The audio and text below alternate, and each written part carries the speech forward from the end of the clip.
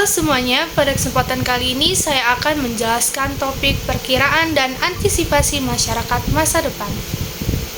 Apa itu perkiraan masa depan? Pemahaman tentang keadaan masyarakat masa depan tersebut sangat penting sebagai latar depan segala kebijakan dan upaya pendidikan masa kini dan masa yang akan datang. Kajian masyarakat masa depan itu semakin penting jika diingat bahwa pendidikan selalu merupakan penyiapan peserta didik bagi peranannya di masa yang akan datang. Dengan demikian, pendidikan seharusnya selalu mengantisipasi keadaan masyarakat masa depan. Selanjutnya yaitu terkait ciri masyarakat masa depan, ada 3, yaitu yang pertama kecenderungan globalisasi, perkembangan iptek, dan peningkatan layanan profesional. Menurut Emil Salim, terdapat 4 bidang kekuatan globalisasi yang paling kuat, yakni bidang iptek, ekonomi, lingkungan hidup, dan pendidikan.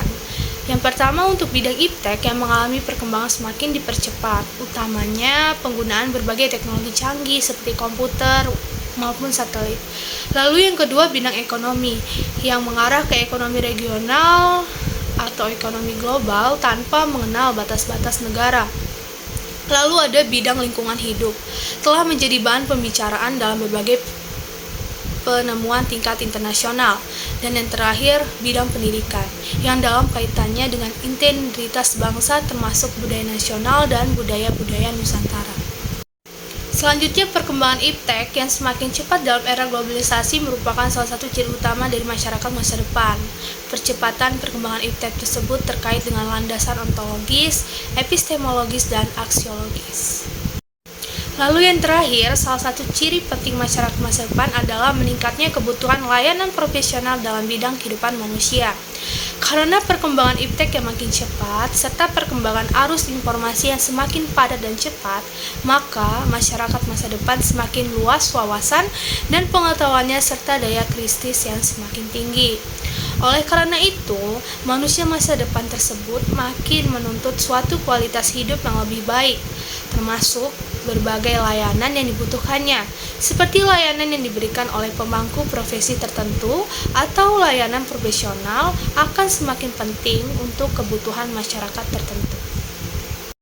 Selanjutnya, upaya mengantisipasikan masa depan.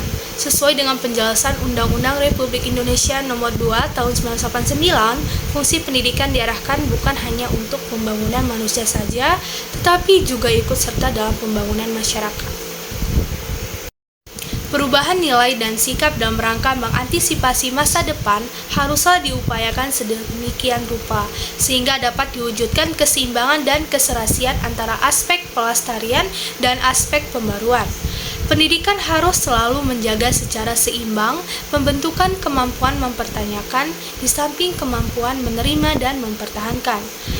Keserasian dan keselarasan antara pelestarian dan pembaruan nilai dan sikap akan memberi peluang keberhasilan menjemput masa depan itu.